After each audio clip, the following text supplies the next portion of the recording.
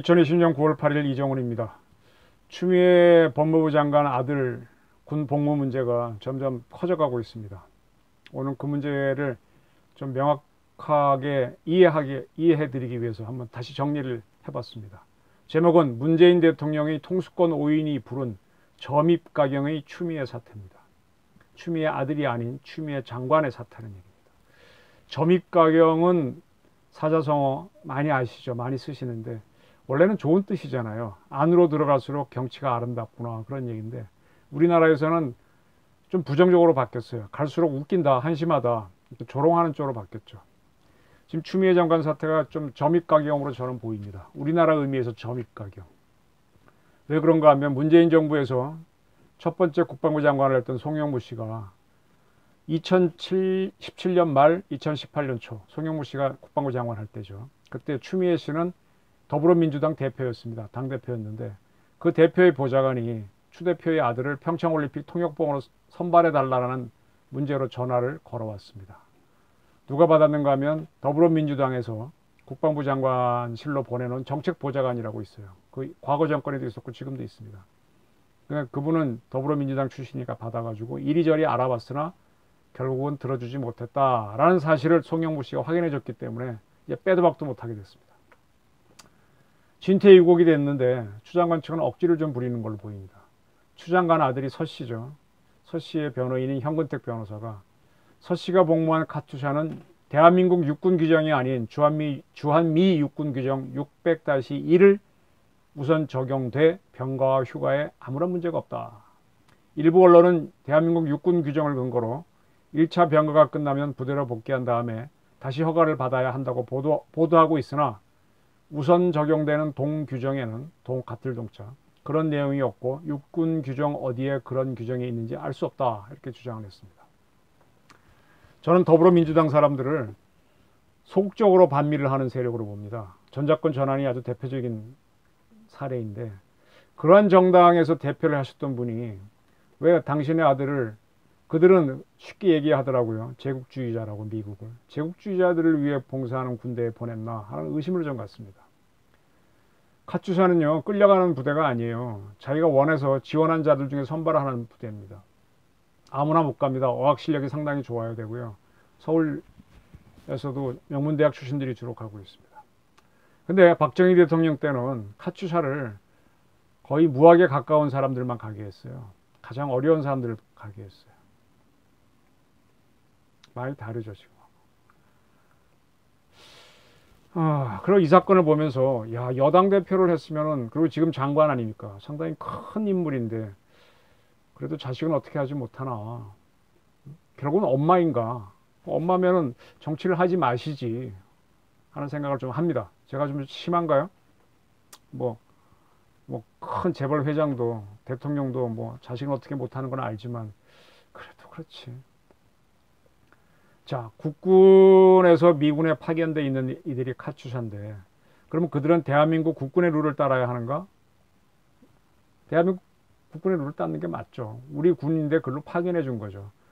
미국에서 뽑은 애들이 아니잖아요. 미군이 아니잖아요.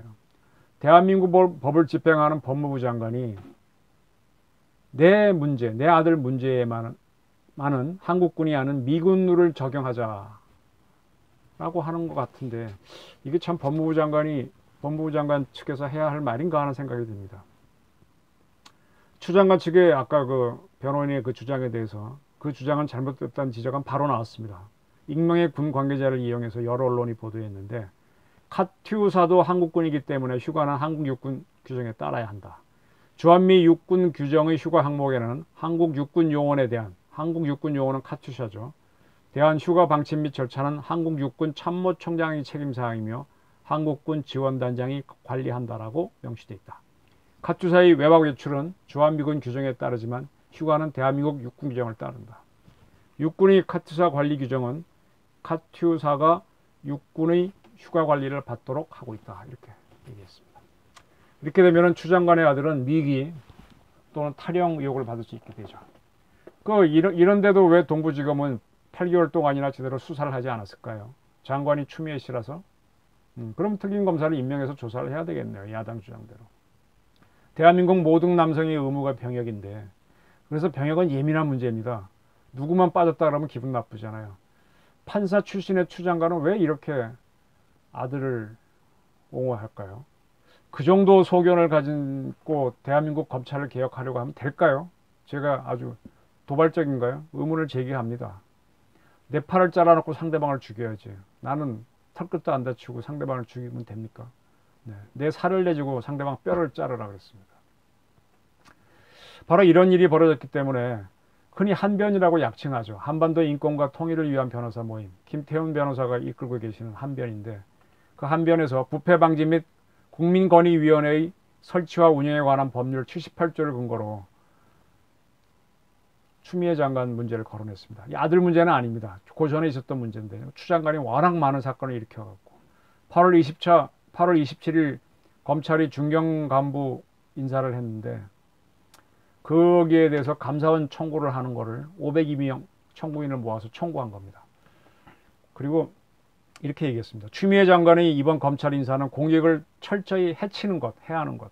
추미애 장관이 최근 검찰 중간 간부 인사는 학살이다. 추미애 법무부 장관의 이번 검찰 인사는 권력의 줄세우기, 인사의 완결판이다. 이제 검사가 공익의 대표자로서 살아있는 권력을 수사하는 것은 거의 불가능하게 만들었다. 네.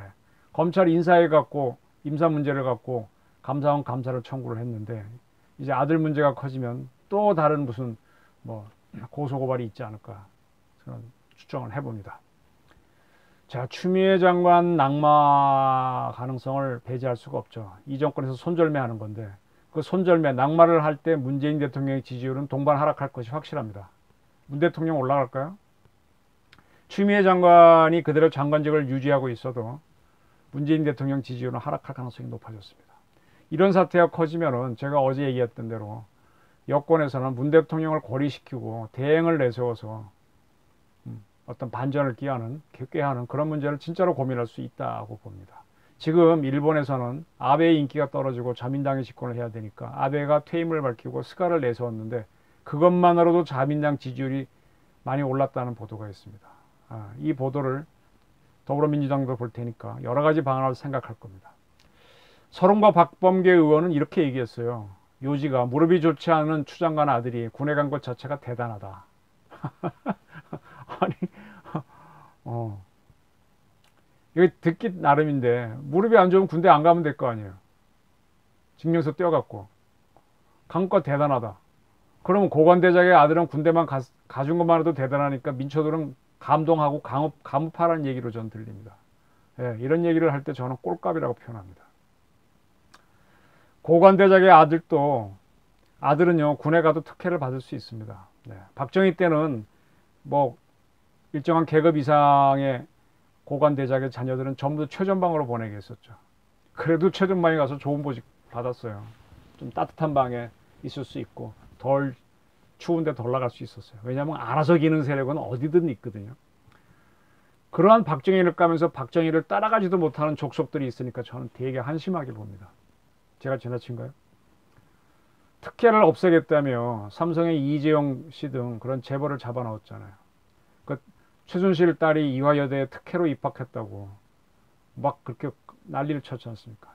김영란법을 만들어 겁을 주고 그러고 있을 때 추미애 대표는 아들을 위해서 동분서주 했네요. 이거는요, 반의를 저렇게 내세우고 있는 문재인 대통령이 정작 당신의 딸은 정한론자 아시죠? 정한론자가 세운 일본 국사관대학에 보냈지 않습니까? 이게 뭡니까?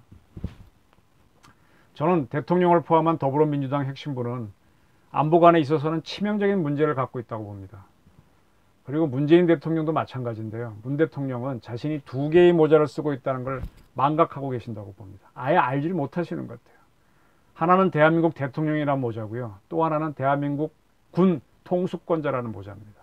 두 번째 모자를 당신이 써야 된다는 걸 까맣게 잊고 있다고 봅니다. 국민을 대표하는 대통령은요, 모든 부서의 책임자입니다. 기획재정부, 외교부, 국방부부터 쭉 보건복지부 쭉 나가잖아요. 그런 모든 부서의 책임자가 대통령입니다. 근데 그게 워낙 국정의 스펙트럼이 높기 때문에 그 기획재정부, 외교부, 국방부로 나눠서 장관을 임명해서 장관이 대통령 대신에 그 분야를 이끌게 하고 대통령은 장관을 이끄는 겁니다. 그래서 대통령은 모든 부서의 수장이 맞는데, 그러나 대통령을 기획재정부의 수장 또는 뭐 경제문제의 수장이라고 안 합니다. 차라리 부총리를 경제수장이라고 그러죠. 대통령을 외교의 수장이라고도 안 합니다. 안 합니다. 그런 말 자체가 없어요.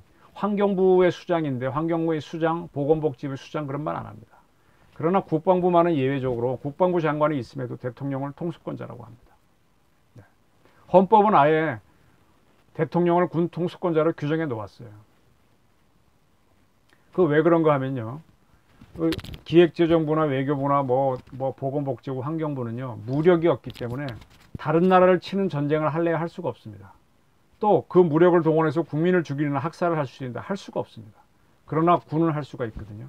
그래서 군은 꽉 쥐고 있어야 돼요. 최고 지도자가. 그래서 국방부 장관이 있어도 군만큼은 대통령이 꽉 쥐고 있습니다. 통수권자가 되는 거죠. 미국은요. 미국의 국가원서가 대통령과 더불어 통수권자를 겸한다는 걸 분명히 합니다. 우리나라 대통령제는 미국 대통령제를 도입한 거니까 한번 미국 대통령제를 설명을 드리겠습니다. 미국은요. 커맨더란 말은 우리말로 사령관이라고 번역하죠. chief는 뭐 대장, 장으로 주로 번역하죠. staff은 참모란 뜻이죠. 이걸 구분해서 쓰고 있습니다. 예. 우리나라 육군을 예로 들어 설명하겠습니다. 대대장 이상은 참모를 갖고 있습니다. 대대에 가면은 정모참모, 작전참모, 뭐 군수참모가 있습니다. 연대에도 있고 여단도 있고 사단, 군단, 군사령부 다 있습니다. 그리고 그러한 그 참모들을 갖고 그 대대장 이상의 지휘관들은 참모부를 구성하죠. 그리고 그러한 본부를 지원해 주기 위해서 본부대를 하나 갖고 있습니다. 육군본부에 가면 육군본부 사령, 6번사라고 육군본부 사령이라고 하는 부대가 있고, 네, 그런 부대가 있죠. 그리고 그러한 지원해주는 부대 말고 별도로 야전 부대가 있죠. 네, 대대라면 각 중대, 1중대, 2중대, 3중대, 연대라면 뭐 1대대, 2대대, 3대대, 네, 그다음에 야전군이라면 뭐 1군단, 2군단, 3군단 거느리고 있지 않습니까? 일반 기업에는요, 부장이 있으면 부장에게는 참모 조직이 없습니다. 부장은 차장이 있다면 차장의 도움만 받아서 바로 여러 명의 과를 통제합니다. 임원들도요, 기업의 임원들도 참모 조직이 없어요. 바로 여러 명의 부장을 통제합니다. 그러나 군에서는 대대장 이상의 지휘관들은 참모 조직을 가지고 그 예하에 있는 중대나 대대를 관리합니다. 좀 다르죠. 참모 조직이 들어가 있습니다. 이게 왜 이렇게 되는가 하면 기업이나 정부에도 대개 이래요. 그거는 목숨을 걸고 싸우지 않는 조직이거든요. 근데 군은 목숨을 잃어야 하는, 전쟁을 하게 되면 죽어야 하는 조직이기 때문에 참모 조직이 들어와 있습니다. 근데 그게 처음에는 없었어요. 1차 대전 이전에 세계 군대를 뭐 자료가 다 있어서 확인할 수는 없지만, 또 워낙 시스템이 달라서 다 비교할 수는 없지만, 그냥 러프하게 말씀드리겠습니다. 동서양 군대 모두 참모 조직이라는 게 없었습니다. 사령관, 동양사를 보게 되면은 대총관이라고 많이 표현되어 있죠. 대총관. 뭐 그 후에도 이름이 많이 바뀌어서 뭐 하나의 동양에서의 사령관이 누구냐고 딱 특정하기는 어려운데 뭐 대총관 정도로 하겠습니다. 그런 사령관들은 제갈공명 같은 책사가 있으면은 그 책사의 조언을 들어서, 그리고 예하 부대, 대대장 같으면 바로 예하 중대장 의견을 들어서 결정을 하는 거죠. 따라서 사령관의 능력이 매우 중요했습니다. 책사의 얘기를 듣긴 하지만 사령관이 사실상 작전을 짜야 됐던 거죠. 그리고 작전이란 걸 또 없었어요. 그냥 용감하게 밀어붙이면 되는 겁니다. 근데 1차 대전을 하게 된 독일은 사령관, 대대장 이상의 사령관 능력이 승부를 결정짓는다는 걸 알아차리고 사령관이 종합적으로 해야 되는 걸 쪼개서 각각 전문가들이 분석을 한 다음에 합쳐서 최고의 안을 내주는 참모를 붙여주었습니다. 정보만 구해서 이러이러한 적정보를 파악해서 정보만 모아서 주는 참모가 있고, 그 정보를 토대로 작전을 짜는 참모가 있고, 그런 작전을 할 때 필요한 물품을 조달하는 군수 참모를 두게 된 거죠. 이들을 영어로 staff이라는 staff. 네. 이들은 전문적으로 자기 분야를 연구해서 최선안을 짜옵니다. 그럼 그걸 종합하죠. 정보 참모가 정보를 모아서 정보를 주면 작전 참모가 그 정보대로 작전을 짭니다. 그걸 군수 참모가 딱 보면, 야, 이 작전 할 때는 무기가 탄알이 10개 필요하고 식량이 3일치 필요하네. 근데 야, 우리 능력은 이거 안 돼. 이렇게 되면 어떡해? 그럼 작전을 바꾸는 거예요. 또 정보가 바뀌면 또 작전도 바꾸고. 이렇게 해서 정보 작전 군수 참모가 머리를 맞대고 막 작전을 짜서 서로 할 수 있는 최선의 안을 만들죠. 이렇게 참모들이 머리를 맞대고 고민을 할 때 그러한 참모들의 리더를 영어로 chief라고 합니다. chief가 장이라고 합니다. 그래서 이 chief를 참모장이라고 합니다. 참모장은 아까 스텝의 chief이니까 영어로는 chief of staff이라고 합니다. chief of staff 기억해 두십시오. 이렇게 해서 참모장이 최선의 안을 만들어 올리면 사령관은 대대장 이상의 사령관은 다시 중대장들 또는 대대장들, 연대장들을 불러갖고 이 작전 할 수 있겠어? 하고 물어봅니다. 물어보면 거기서 사정이 또 있죠. 그러면 이제 수정을 하고 가서 최종 결정을 합니다. 그리고 이 작전대로 연습을 해봐! 라고 합니다. 석 달이 돼야 병사들이 잘하니까. 그걸 연습이고 훈련이라고 합니다. 그 연습한 대로 작전을 하는 게 그게 군사 행동입니다. 자, 참모장은 안을 만들어 올리는 사람이고요. 최종 결정은 예하 부대를 거느린 사령관이 합니다. 사령관은 커맨더, 참모장은 치프 오브 스텝, 참모는 스텝. 네, 기억하십시오. 이러한 참모제도 덕분에 1, 2차 대전 때 독일은 양쪽으로 강한 나라가 있었어요. 동쪽으로는 러시아, 서쪽으로는 프랑스. 둘 다 강대국인데 둘 다 그냥 때려 부수면서 초기에는 승전을 하는 놀라운 전력을 발휘했던 거죠. 이러한 참모제도가 전쟁이 끝난 다음에 미국이 도입해서 그 다음에 전 세계 국가로 확장이 됩니다. 우리도 이런 제도를 도입했습니다. 우리는 대통령 제도 미국에서 갖고 왔고 군제도도 일본서 해방되면서 미국식 제도를 갖고 왔습니다. 자, 우리나라 육군의 우두머리를 뭐라고 하십니까, 여러분들? 참모총장 다 아시죠? 네. 그럼 참모총장은 이게 뭔 뜻이에요? 참모총장은 간단히 말씀드릴게요. 참모장 아까 얘기 말씀드렸죠. 참모들이 있을 때 막 작전을 짤 때 그 중에 대장이 참모장이다. 그 참모장 중에서 가장 높은 사람이 참모총장이에요. 네. 다시 말하면 그게 사령관이 있다 그랬죠. 사령관이 아닙니다. 야전군까지 군단까지는 사령관이 있어요. 야전군사령관, 군사령관이라고 하는 군사령관이 있고 군단장이라고 하는 사령관이 있고 사단장, 사령관이 있고 쭉 있습니다. 그 밑에 참모장이 있고 그 밑에 참모가 있고 또 예하부대가 있는데 육군의 최고로 올라가게 되면은 육군의 참모부가 있잖아요. 그 참모의 참모장을 참모총장이라고 하는데 그럼 육군 사령관이 없습니다. 왜 이럴까요? 예. 근데 참모총장은요, 아까 제가 참모장 중에 제일 높은 자리라 그랬잖아요. 제일 높은 참모장이라 그랬잖아요. 똑같아요. 영어로 Chief of Staff입니다. 참모장도 Chief of Staff, 참모총장도 Chief of Staff입니다. Chief of Staff를 우리는 참모총장으로 번역했고 북한 애들은 총참모장으로 번역한 차이가 있어요. 우리나라 군도 초기에는 총참모장이라고 하다가 참모총장으로 바꿨죠. 우리나라 육군 참모총장은요, 조금 더 하나 강조해서 Chief of Staff 똑같죠. 참모장하고 그 뒤에 ROK Army, Republic of Korea Army. 네, 이게 참모총장, 육군 참모총장일 뿐입니다. 그러면 대한민국 육군의 사령관은 누굽니까? 대통령입니다. 네. 똑같이 해군과 공군에서도 사령관이 없어요. 최고 사령관이. 거기도 Chief of Staff of Navy, Chief of Staff of ROK Air Force만 있을 뿐입니다. 참모총장. 육군과 해군과 공군의 사령관은 대통령입니다. 그리고 이걸 다 합친 게 Korean Military Forces, 국군이잖아요. 국군의 총사령관도 대통령입니다. 제가 총사령관, 최고사령관 섞어 쓰는데 같은 의미로 보시면 됩니다. 대한민국 국군은 대한민국 국민, 주권자가 국민이잖아요. 국민을 위한 조직이니까 그 국민의 대표가 누구예요? 대통령이잖아. 그 대통령을 민간인이지만은 통수권자로 모십니다. 네. 이건 미국도 마찬가지예요.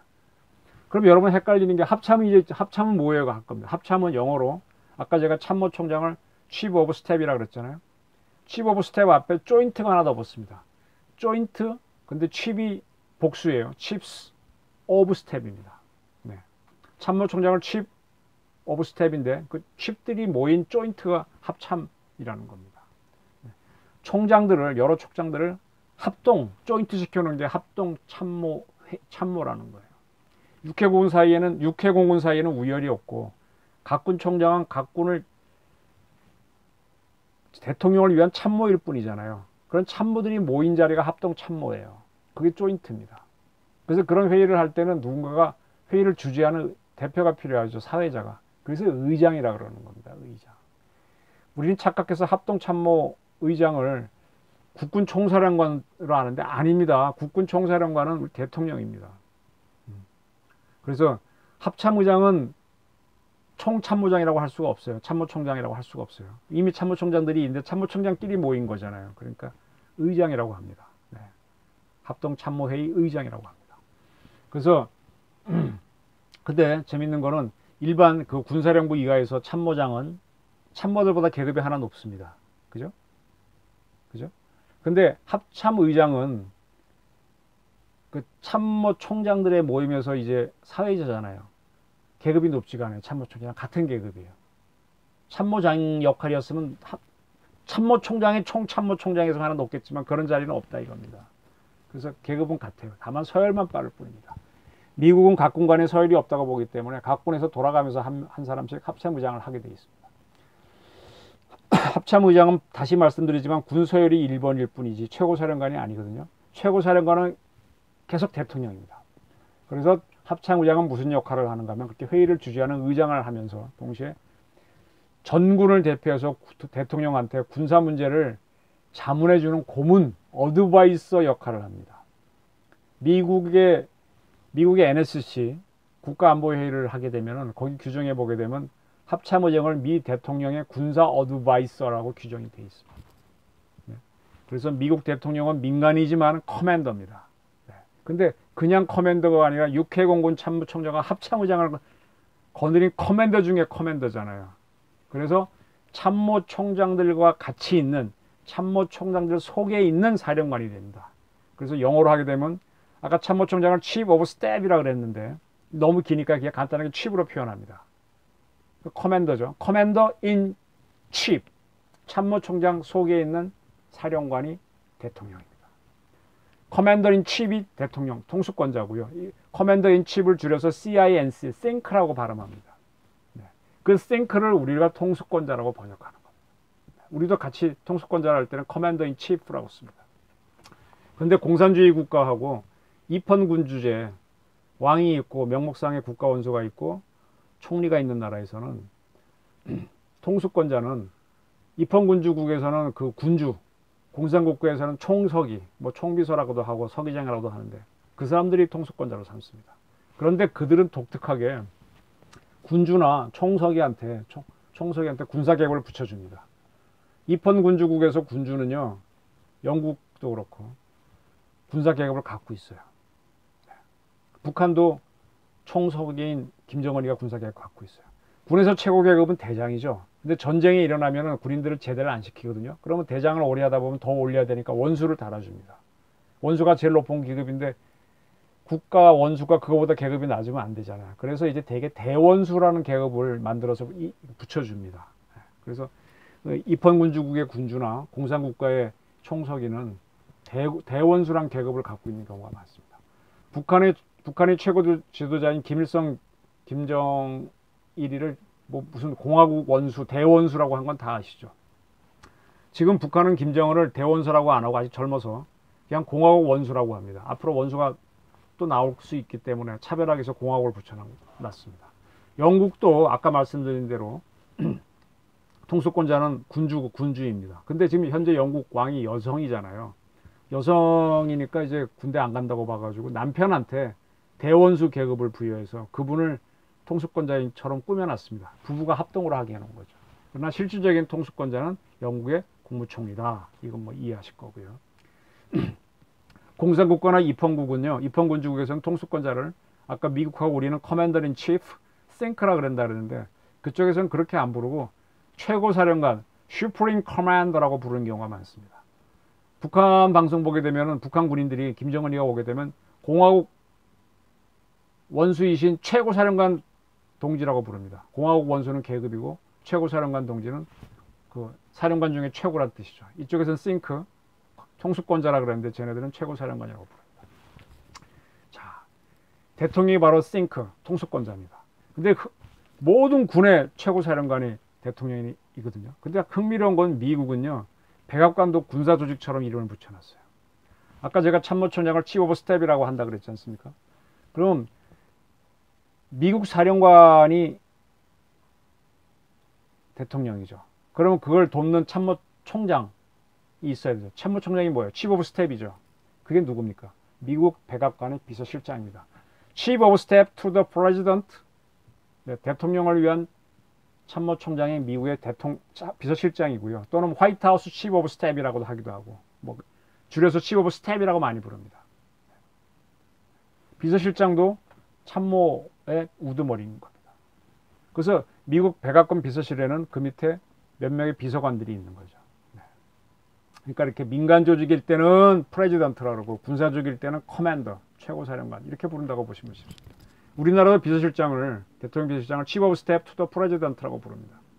뭐 Secretary라고 부르기도 하는데 Chief of Staff이 정확한 겁니다. 그리고 우리나라 비서실 밑에는 이 재벌 총수들 비서실에 가보면 비서들만 있잖아요. 높은 비서, 낮은 비서만 있지만 대통령 비서실에는 여러 전문가들, 아까 정보작전 군수, 그죠? 그런 것처럼 무슨 수석, 무슨 수석들이 있습니다. 그 수석들을 모아서 참 비서실장이 회의를 해서 최선의 안을 대통령에게 드리는 거죠. 그래서 이 참모들은 대통령실에 있는, 청와대에 있는 참모들은 참모 역할을 해야 되는데 요즘 이 문재인 정부, 또 그 이전 정부도 그랬지만 자꾸 실질적인 행정부 역할을 하고 있어 문제예요. 청와대에 있는 그 수석 비서관들이 장관 위에 장관 역할을 하고 장관이 이끄는 행정부는 그 명령을 받는 부처가 역할에 대해서 조금 공산주의 시스템 비슷하죠. 공산당에 있는 각 부처가 실질적인 정부고 국무원 밑에 있는 행정부는 그거는 심부름하는 정부가 되는데 우리가 그런 모습으로 가고 있습니다.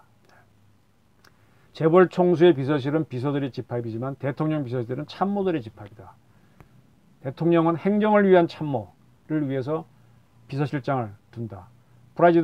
Chief of Staff to the President를 두고 국방을 위한 참모를 둔다. 그게 누굽니까? Chief of Staff. 각군의 참모총장이 되고 그때는 대통령은 커맨더가 된다.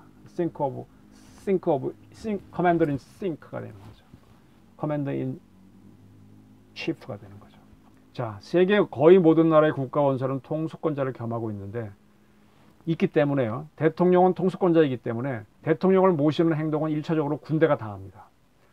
최순실 사건 기억하시는 분들은 그때 청와대에 와 있던 병원이 군병원이라는 걸 보고 왜 그렇지? 우리나라 최고병원인 서울대병원이나 아산병원, 삼성병원에서 왜 안 보내고 아니면 우리나라 국가병원 중에 제일 좋은 국립의료원이 안 가 있고 국군병원이 가 있지 그러는데 통수권자이기 때문입니다. 그때 간호장교들이 나와서 뭐 최순실을 받니 안 받니 선서하고 난리친 게 바로 그런 이유입니다.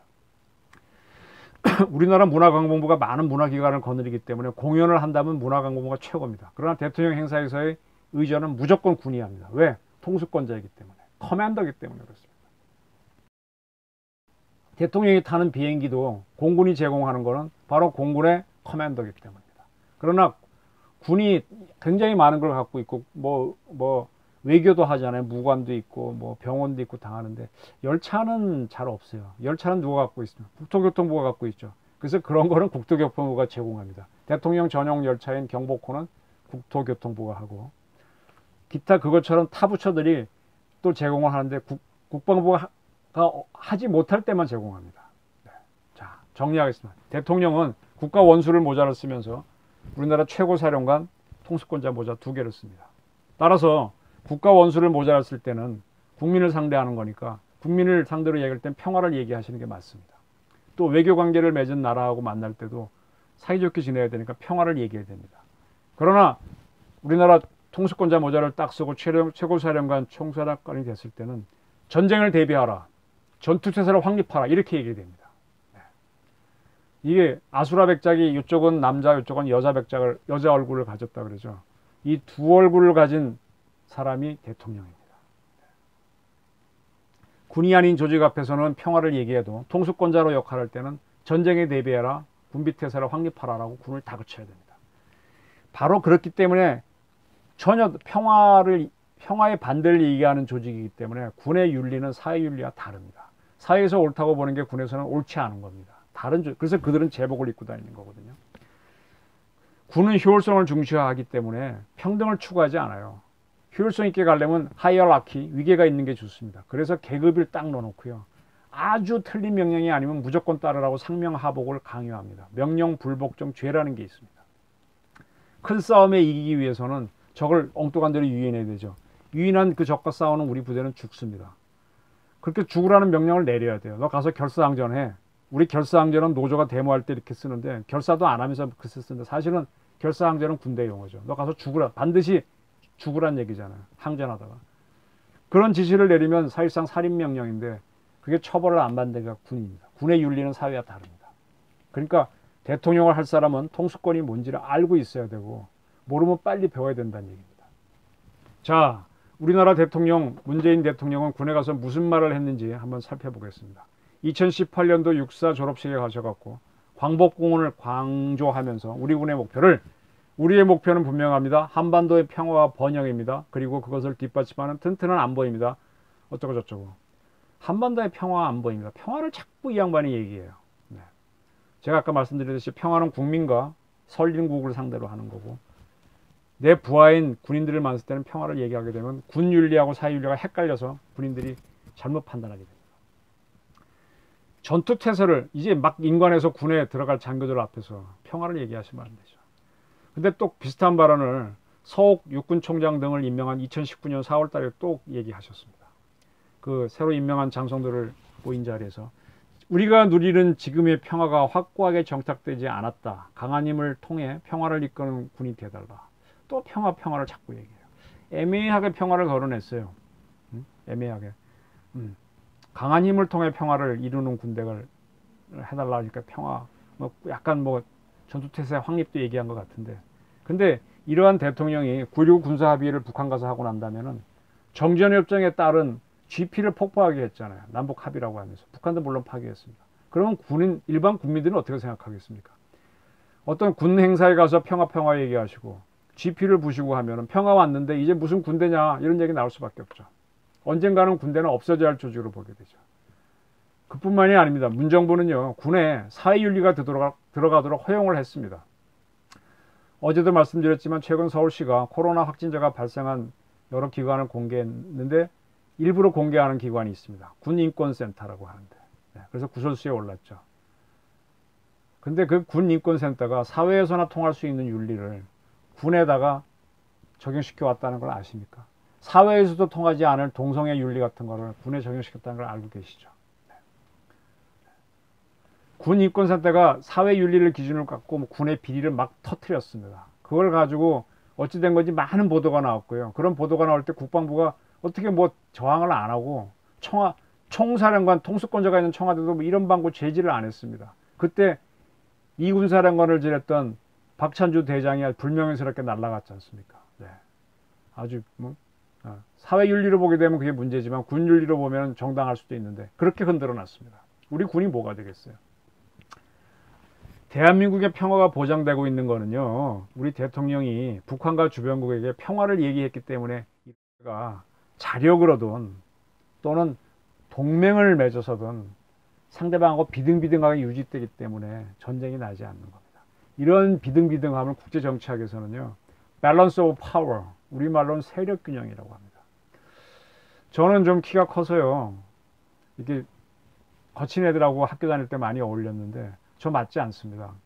저는 세력균형을 이루는 방법을 알아요. 기싸움을 하는 방법을 어릴 때부터 터득한 것 같아요. 이런 양아치 같은 친구가 있어요. 야, 인말 와봐 이러면서 그냥 맘먹고 또 워낙 세면은 또 낮춰갖고 또 그것도 사는 방법이니까 그렇게 저는 사는 방법을 알았습니다. 세력균형 잡아야 되거든요. 그거가 못 잡으면 바로 날라옵니다. 대한민국의 군사력은 중국에 밀리지만 중국과 평화관계를 맺었잖아요. 이는 우리가 미국하고 군사동맹을 맺어갖고 중국과 비등비등한 힘을 만들었기 때문입니다. 미국은 핵우산을 제공한다 그랬으니까 핵이 있는 중국에 우리가 특별히 밀릴 이유는 없어요. 북한이 핵을 개발한 거는 그들이 우리하고 세력균형을 못 잡았기 때문에 개발한 걸로 봐야 됩니다. 네, 그들도 전쟁을 안 당하기 위해서 만든 거죠. 그러한 북한이 우리를 칠 수 있는데 우리가 침입을 안 당하는 거는 60만 대군도 있지만 미국과 동맹을 맺어서 핵을 제공받고 있기 때문에 핵 우산을 제공받고 있기 때문에 세력균형이 이루어졌기 때문에 일본도 미국 덕택에 중국하고 세력균형을 잡고 있는 거고요. 우리도 미국 덕에 일본하고 세력균형을 잡고 있는 겁니다. 세력균형은 굉장히 중요합니다. 세력균형을 잡으면 일단 전쟁은 없습니다.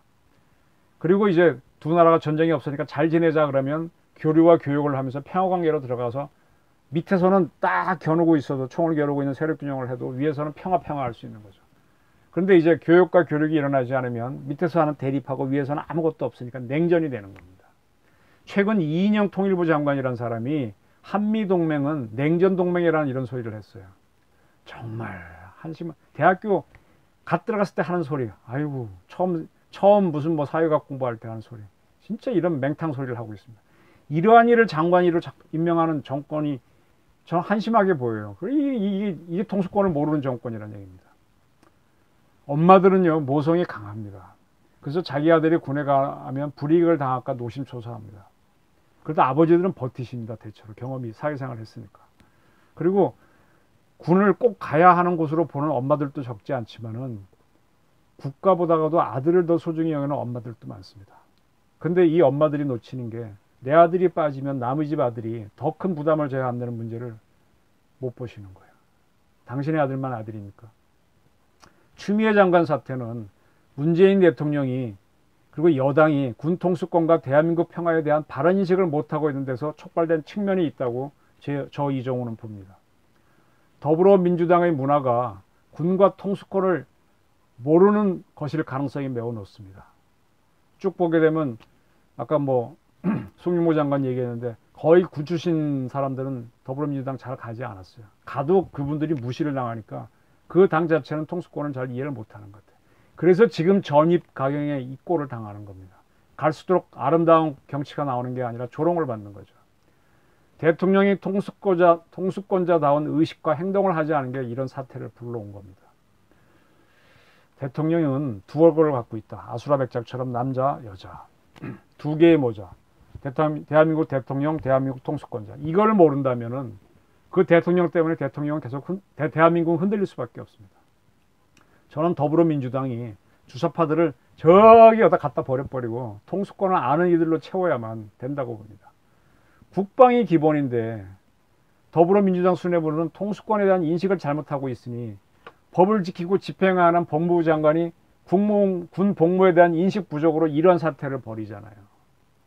뭡니까? 자업자득 점입 가경이죠.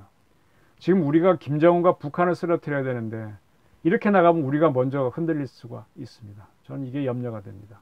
더불어민주당 사람 계신 분들은 통수권이 뭔지 다시 한번 공부를 해주시길 부탁드립니다. 추미애 장관도 마찬가지고. 감사합니다.